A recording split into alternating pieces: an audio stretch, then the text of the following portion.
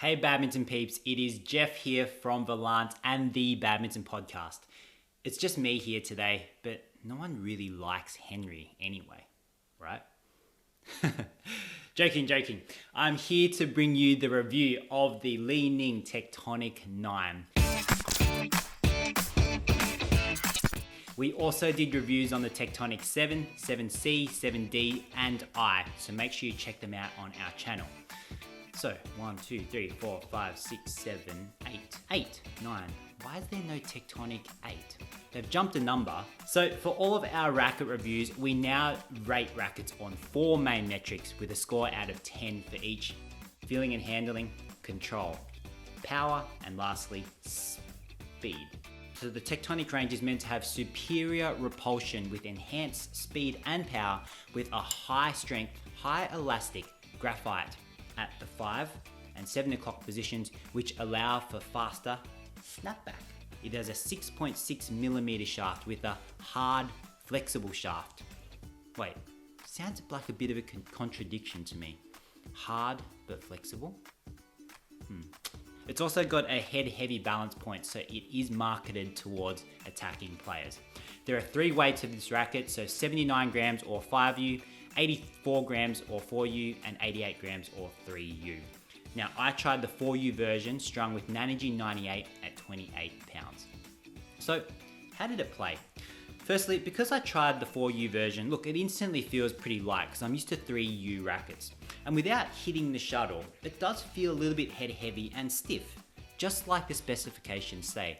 But actually, when I started to play with it, it feels so much more flexible when I actually contact and hit the shuttle. And it feels a lot softer than I expected as well. I thought it would be really hard because it's stiff, but it's actually quite soft. Maybe that's what that hard, flexible shaft means in the specifications. Hard but flexible, soft but stiff. I have no idea.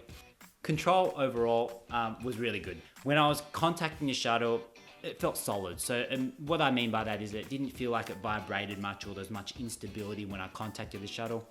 But I would have probably liked it a little bit more if it was more head heavy. Now, power wise. Look, marketed as a head heavy racket, feels head heavy in the swing, but when actually smashing, it didn't generate much power for me. But I do like this racket for speed. I felt really fast in driving, defense, front court doubles, drills, all that flat exchanges.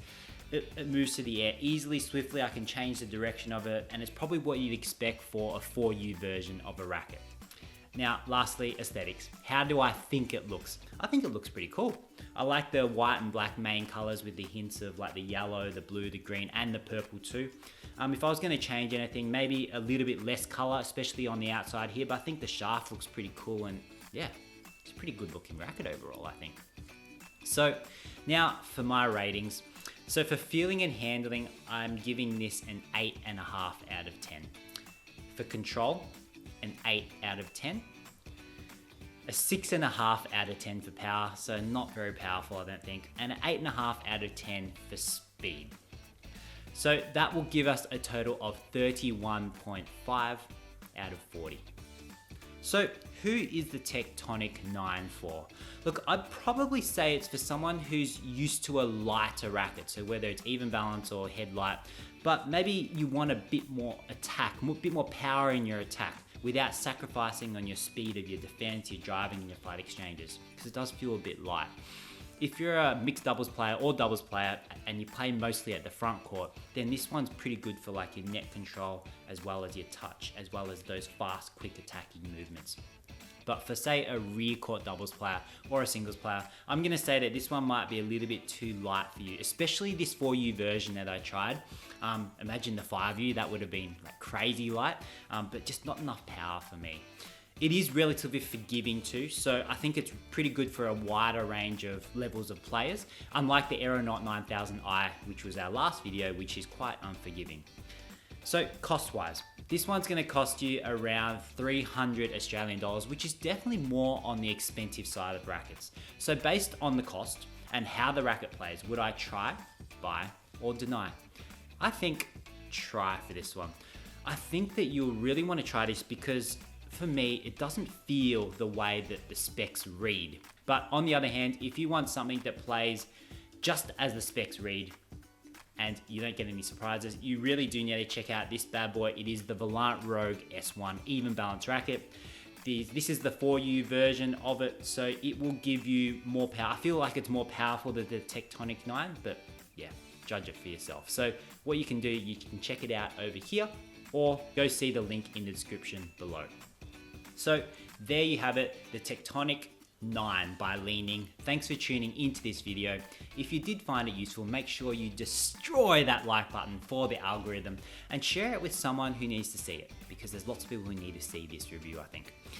There's also a subscribe button that you should click and turn on all those notifications so you can stay up to date with our latest and greatest.